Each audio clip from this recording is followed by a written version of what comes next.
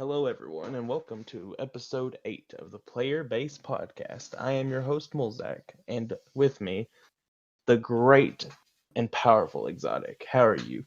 Oh, you flatter me. You flatter me. It is you that powerful Mulzak. Oh. Today is going to be more of a chill, just sit down and talk. There's not been much gaming news as of lately. We are going to sit down, and I'm going to say a few things about the Destiny reveal. We have the PlayStation 5 reveal on, what is it, Thursday? Yeah. It's on the Thursday. 11th. The 11th. Yes. I wanted to personally, I didn't tell you this yet, Xotic, but I'm just going to put this out here. I wanted to say that, or personally put out a public apology for any of our listeners because my wife was listening to the podcast last episode and pointed something out to me that local listeners might have noticed, or something I just should correct, basically, for the rest of the listeners. You remember the story that I was telling you about the riot about an hour away from me? With The guy that kicked, AK-47? the guy that kicked the car, and then the guy that came out with the AR. Yeah. So I knew this, but it just slipped my mind when I was talking about it. And I was just explaining to you what I saw in the live feed, and I didn't think that was a problem. But my wife did point out to me that I should say, because it does change the story. The guy that was going by in the car was yelling racial slurs. Oh. Yeah, I was wondering too. I was like, And why that was... is why the car got kicked. I just wanted to put that out there for everyone to hear, and I am sorry that I left that out. I just wasn't thinking. I was explaining what I saw on the live feed. It's okay, Mulzak. No one's gonna come at you with pitchforks. I just wanted that connection to be there for anyone that was listening. So, with that said, I'm not going to talk about any more politicalness. I don't consider it politicalness, but I'm not going to talk about any more of all that except for one more thing. Xotic, I thought you would appreciate this. I didn't tell you before the podcast because I wanted to say it here. The During the Destiny stream today, right? Okay. You know how whenever people do their reveals, they do the countdown beforehand? Mm-hmm. Like about 10 minutes usually they'll do a countdown. So people were watching the stream for about 20 minutes. They did their countdown at 10 minutes like usual, and then it's acted like it was going to start, and then a second timer popped up that was 8 minutes and 46 seconds. And anyone that doesn't know, this was the exact amount of time that it took before George Floyd was killed. So they had like text going through during this 8 minutes, like stuff that Floyd was saying, and made everyone wait that amount of time. That is so cool, dude. Yeah. So everyone thought it was about to start, and then Bungie came in and did that before they truly started. You know, Mulzak, I don't know if you saw, but on cable TV, I don't know how many channels did this, but it's like 8 minutes and 40 some seconds, like you said. 46, yes. 46 seconds. And on the screen, it just said, "I can't breathe" for 8 minutes and 46 seconds, Yeah. like I said. I thought know that was so that cool. Nickelodeon did it. I don't know about any others because I don't watch TV. I just use internet to watch TV, like Netflix, Hulu, all that stuff. Okay, yeah, I just wanted to mention that real quick. Yeah, on to Destiny 2. Yeah, we were gonna talk a little bit about Destiny 2 because Xotic here has never played a Destiny game, right? Never touched it. So what I was saying before this, the Destiny power, like the leveling, is kind of similar to Minecraft Dungeons. I said that because I know he's played Minecraft Dungeons, but it's not, okay, because how it works is the game is built around end game, right? So each of your equipment and guns have a power level to them, right? Okay.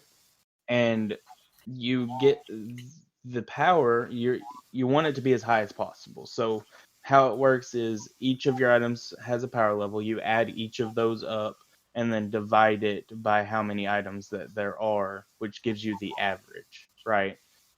Mm-hmm. So your average power level, it's the same. It works the same as in Minecraft Dungeons because that's how it works in Dungeons. But the difference is in Destiny, it like truly matters, right?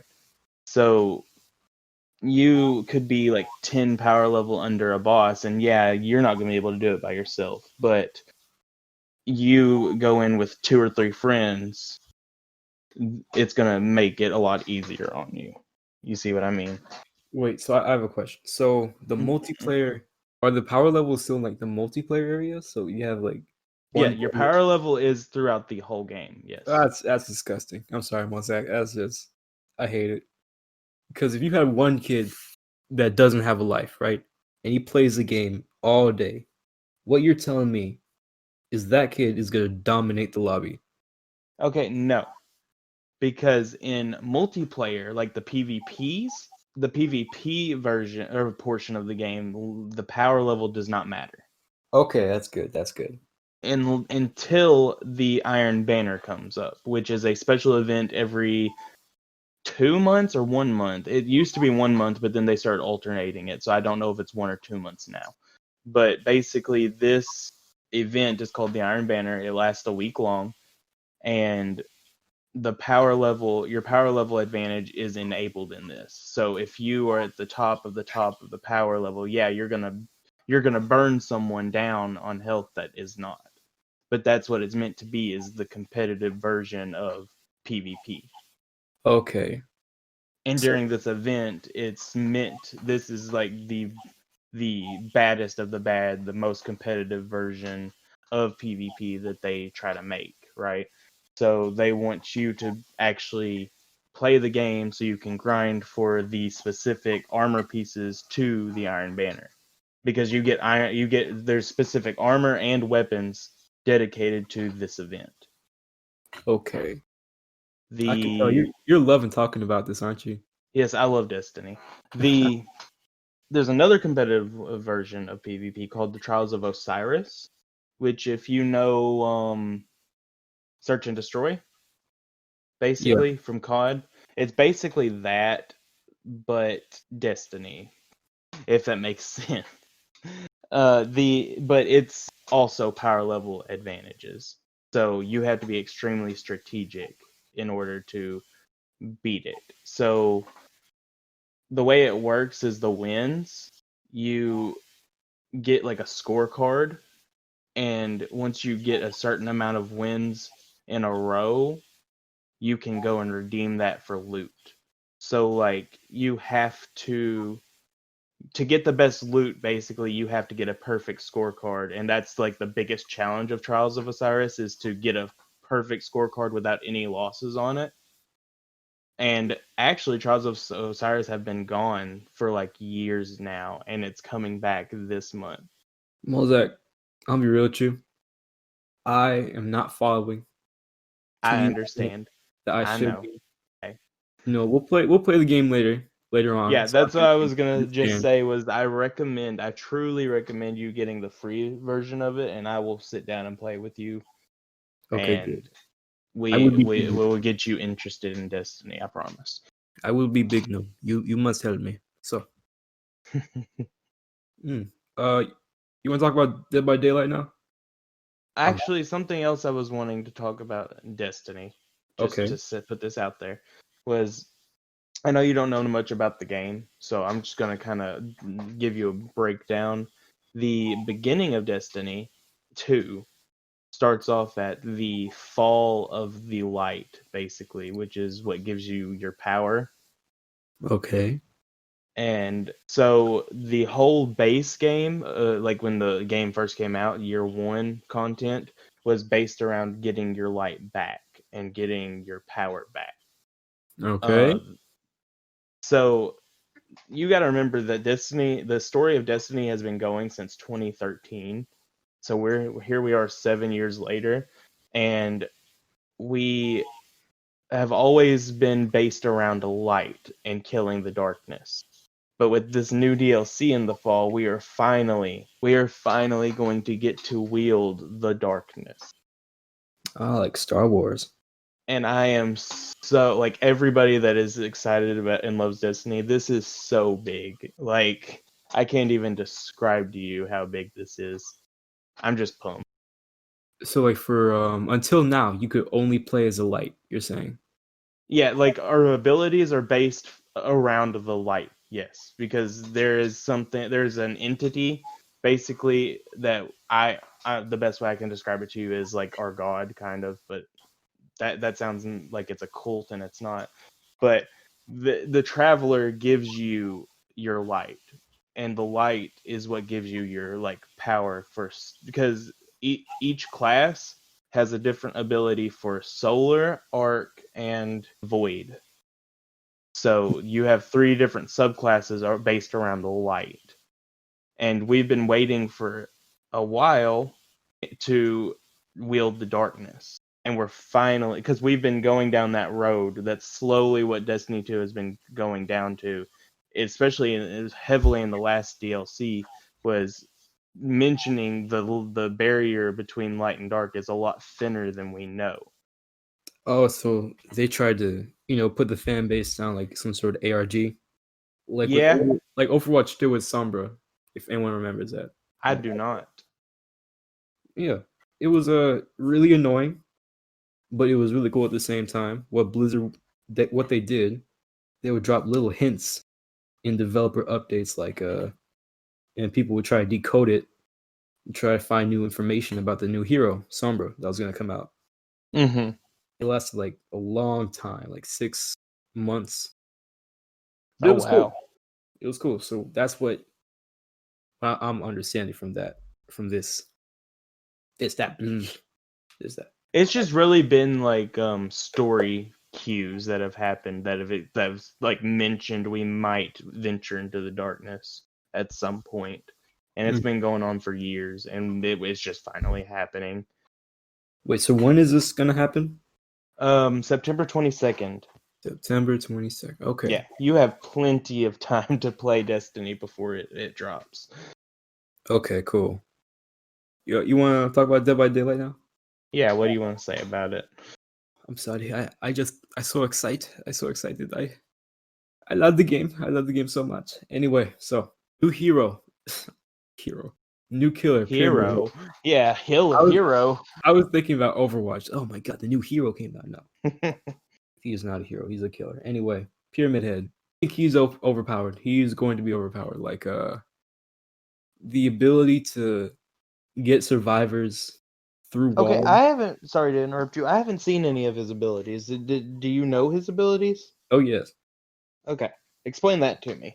All right. Basically, he has a big ass knife, and what Mm-hmm. he can do with said big ass knife, he can put it in the ground, and in a straight line ahead of him, he can attack survivors, like a ranged attack, and it goes through walls. It's hard to, Oh, yeah, it goes through walls. So if you're good at predicting where they're gonna go by the time the attack comes up, you're set, bro. It's like if you're good at nurse or you're good at spirit, you're set. see, that's the thing with Dead by Daylight is that if you're good with any of the killers, you could be overpowered.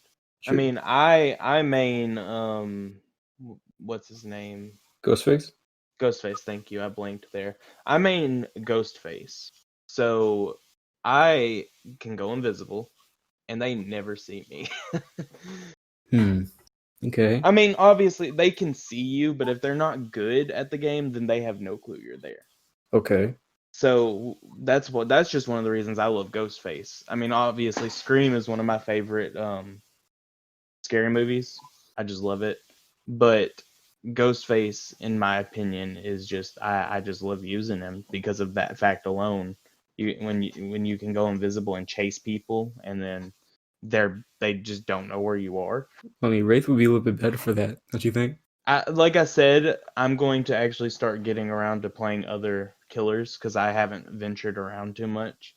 Actually, I wouldn't think Ghostface would be that strong because you see if you see him, then all he has for like chasing is that crouch ability, which is hides his terror radius. He has a lot of abilities that are focused around going faster as long as you're stalking somebody. So like if you can so when you're invisible, you can stalk people by holding down on keyboard and mouse, it's holding down the right mouse button, right? Okay. So you'll be stalking that person, and then whenever you come out of that, you'll start moving faster towards them.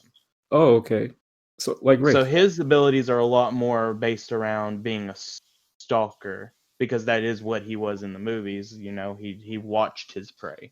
Okay. Yeah. I've never watched Scream, so I don't. Well, what he does is he calls people and stalks them. Yeah. I mean, he calls them on the phone and terrorizes them before he kills them. Don't answer the phone then. It's my favorite. While we're on the topic, so what was what do you recall being the dumbest horror movie you've ever seen? Just like the people you're Dumbest. supposed to be rooting for, they made such stupid decisions. Am I allowed to say Until Dawn instead of a movie? Sure. I'll keep it video game based, to be honest, because Until Dawn fits that. Like, those people were so stupid. Isn't that the game where you have to make sure they all survive? You can, I believe, but like the people themselves were just dumb. Oh, They made dumb decisions. What's hey, yours? what's mine? Yeah. Probably Chainsaw Massacre. See, I never watched those movies. Well, I've never watched the entire Chainsaw Massacre movie, but at the beginning part, Mm-hmm. before they actually get into danger, they were driving on the road, if I recall correctly, and this one dude's like, "Hey, let's go over here in this dark area that people said not to go into. That'll be pretty cool." Yeah, bro. Yeah, bro. Let's go. Yeah. I was like, They're "No, made to dude." be like that, though, aren't they? Yeah. I That's mean, so dumb. have you I just had something pop back up in my head that I wanted to mention to you. It goes all right, back to Destiny 2, but it's not about like the actual game itself, really. all right, go So ahead. it's actually PS5 news that we got today. Okay. So they basically confirmed that they're going to be doing the cross, what is Xbox calling it, smart delivery, where basically if you buy Destiny 2 if you have bought Destiny 2 and all of its DLCs on PS4, you will have them at no charge on PS5. So if you bought all the DLCs on PS4 for Destiny, yeah. Yeah, if Okay. you've bought no, if you bought the game or at all, you can Oh, play it on PS5. Like the game and whatever you have bought for the game, you will have on PS5. okay, that's cool.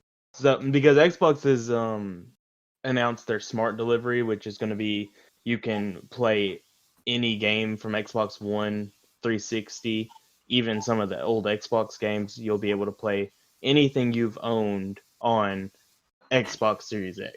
So anything on Xbox One that you have bought will be playable on Series X. And people were speculating, okay, if PS5 doesn't do this, it's going to hurt them. But it looks as if Sony is actually going to do it because they announced this today. I mean, we really don't know anything, but thank you for telling me that. Yeah. What? Okay. My opinion is that they really, if they don't have, I know that they said 100 PS4 titles on launch day will be available to play on PS5.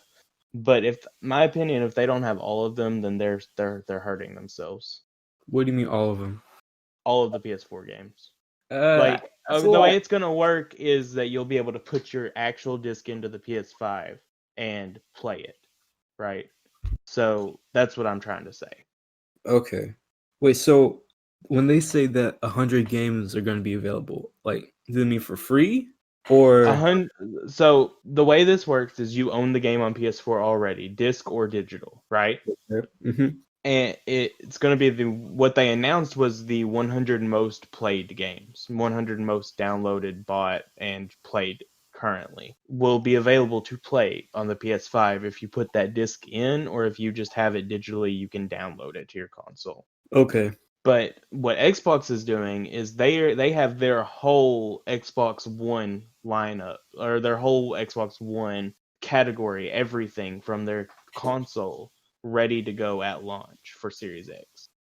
Okay. So Sure. you can play any Xbox One game you've bought on the Series X, and it will be upgraded because it'll be on that new hardware.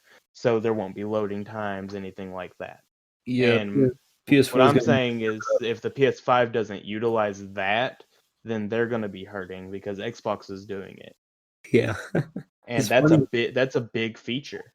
It's funny how tense these two companies are because they're like, I have this feature. No, I have this feature. It's great competition. Forces them both to improve. Exactly. Competition is key. At the end of the day, competition only helps us, the players. Consumers, the business owners, not so much, but yeah. Yeah. At the end of the day, it's stuff like that. Like, even I don't see PlayStation changing PS Now, but even with what Xbox is doing with Game Pass, if they somehow become the market leader by some miracle right now, PlayStation's going to have to adapt. You know what we're going to get on PS Now at that point? PlayStation exclusive games day one. Mm. If that were to somehow happen. I don't see Sony losing the market lead because they've been so smart with it. But just imagine that Xbox did take it. At the end of the day, again, competition is just going to be helping the players. Well, back to Dead by Daylight. Have you, Uh-huh. Mulzak, do you care at all about the survivors when they come out, the DLC survivors? I don't. The only ones I cared about were Nancy and Steve from Stranger Things. Yeah, that's just about right. That's literally the only ones I cared about. Like I've told you, though, I don't really play Survivor too much. My favorite killer is don't laugh at me, but my favorite killer is the Trapper. So yeah, you've told me. I can't agree with your choice. While we're here, actually, talk to me about The Last of Us. Anyone that Um, watched our Gaming Moments episode, Xotic actually went and finished it. So I did finish The Last of Us very recently. It was an experience. I'll tell you the that. first At thing I first, want to ask is the opening scene. the opening scene, I was like, man, that sucks. Dang. You've never had a game open like that, have you? No, I was not expecting. Well, I remember watching a playthrough of like a popular YouTuber. Mm-hmm. I remember that first part, and I was like, yeah, that sucks. I really wasn't expecting it though, and Yeah, everything but afterward was a complete surprise to me. So, I'm not really worried about spoilers on the podcast with how old the game is. So like, just tell me some stuff about it that you well, enjoyed. I enjoyed my favorite part was when Ellie was running away to the house because she didn't want to leave. Oh shoot, what's his name? Josh, Joel. Joel. So yeah, so Joel has to go through the bandits to catch up to her, and then the cutscene Mm-hmm. where it's like Ella's like, "I'm so sorry about your daughter and all," and Joel's like, "In this, I think this is one of the greatest voiceover performances ever." He Yeah. says, you are not my daughter. And I sure as hell ain't your father." He says it in a way it captures so much emotion. Emotion. Yeah. Yeah, you could understand like the sorrow, the pain, the denial in his voice. That's like, damn. How do I get on that Yeah. level of voiceover? How do you? I'm not sure I even want to know what you have to do to get to that level in the recording booth to capture all that emotion when you're in. That's Troy Baker for you, man. He is Oh, yeah. such an amazing voice actor. Troy Baker, if you're Um, listening to this, I just want to shout you out, man. That was a great performance from the Player Base Podcast. Good job. my one thing that speaks out to me from that game that I wanted to say in the Gaming Moments episode, but we didn't actually get around to it, was the moment where Ellie and Joel, I don't remember what building they were in, but the giraffes came by, Oh yeah, and you got that moment of peacefulness that it was just much needed after everything. You know what I'm saying? can I be honest with you? With you, Hmm. I don't really care as much about that scene as I think I should Well, because okay, here's the thing about it is that after every because this game was just downhill after downhill after downhill, like bad after bad after bad happened, right? mm-hmm. So the point of the giraffes was just that moment of peace.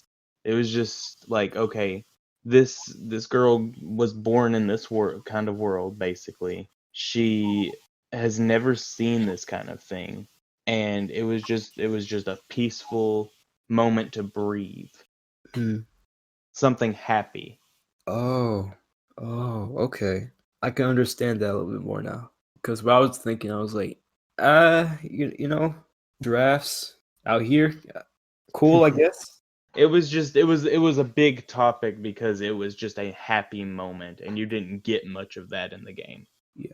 Speaking of not many happy moments in the game, can we talk about that ending? One of the most fricked up but understandable endings ever. Mm-hmm. So Ellie has basically they find out that to get the vaccine out of Ellie, they have to Mm-hmm. kill her. And Joel was like, I'm not having none of that. Not around here in these southern parts. So he kills you. Well, you kill half of the fireflies, right? Mm-hmm. You kill the surgeons, all for Ellie, who you don't even know if she really if she's okay with this. You kill the chance of a cure for your own Oh, selfish needs. And one thing that was crazy is that you kill the black lady too. I'm like, if she finds out about that I forgot her name. I'm just gonna call her Black Lady. Black Lady raised her since she was a child. And when Ellie finds out, Joel, that you killed her for Ellie's sake, she's not gonna be too happy about that. All right, I'll let you talk once. I'll let you talk. after everything they've been through, I would have done the same thing. Why? Well, don't tell me why. But like, It's just fatherly instincts. That's all it is. you know what Like I he lost his daughter. Ellie became like a daughter to him. They'd been through so much. It's fatherly instincts. you know I was thinking I was in bed at 2 a.m. just thinking about that scene, and I was wondering why would he do that when the cure for everyone is at stake. I was like, well, his daughter died, and his daughter was basically the only thing that he lived for. Mm-hmm. His wife died really early on. His daughter died, and so that was devastating to him. And so I was thinking that Ellie was the only thing he was able to hold on to, the only thing he was living for. And so if she was gone, He was and alone again. yeah, not only that, but he probably would just commit Sudoku. You know what I'm saying? Yeah. I Lost agree.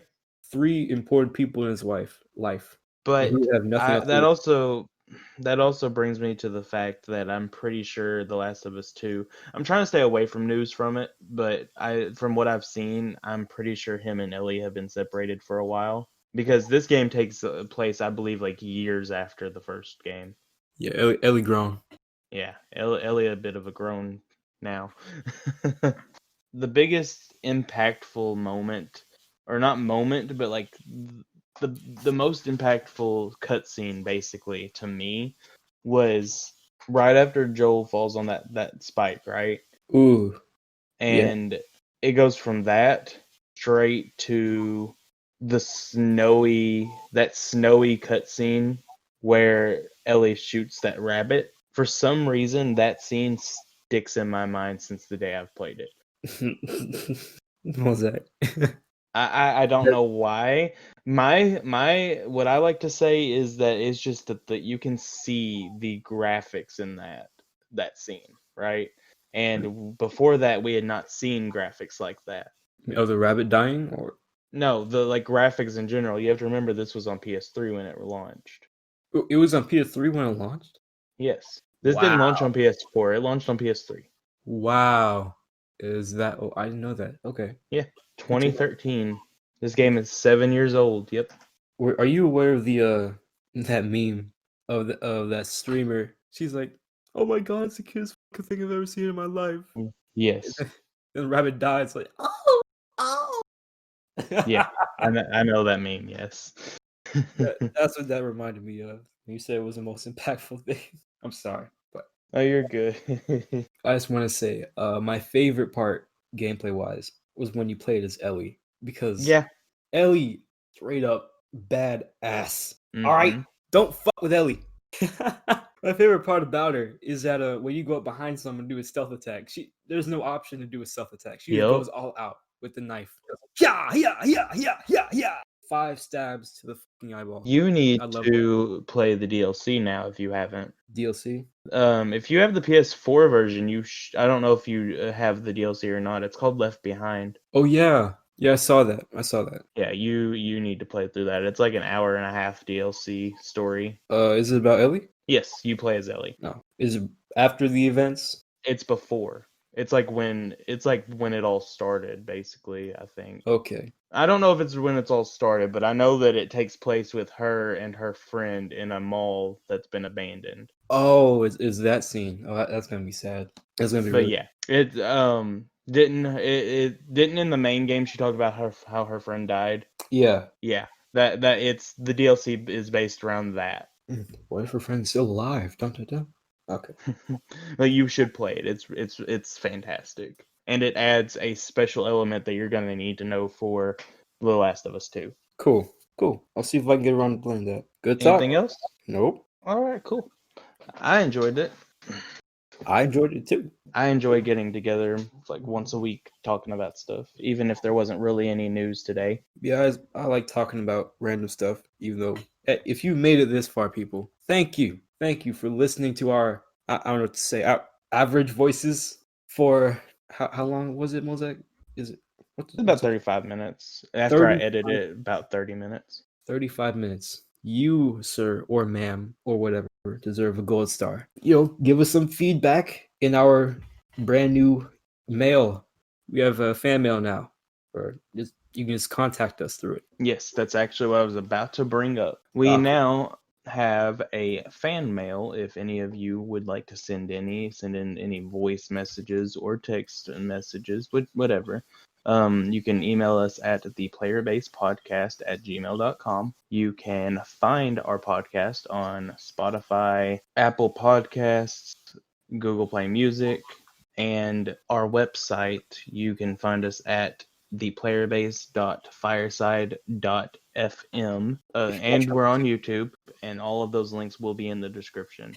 Thank you for all the listens, shares. Please continue to share with everybody. My Twitter is Mulzak1234, and my Twitch is the Mulzak Gaming. And I think that I'm done. So, Xotic, you either have anything you want to say, last words, or do a song, whatever. We should have a catchphrase for the intro and the outro. Maybe we can think of something off stream. Guys, help us think of a catchphrase we can use, please. But should I do a song? I'll do a song. Okay. As the curtain call comes to an end, thank you for stopping by and listening to Mulzak and Xotic. Thank you. Yeah.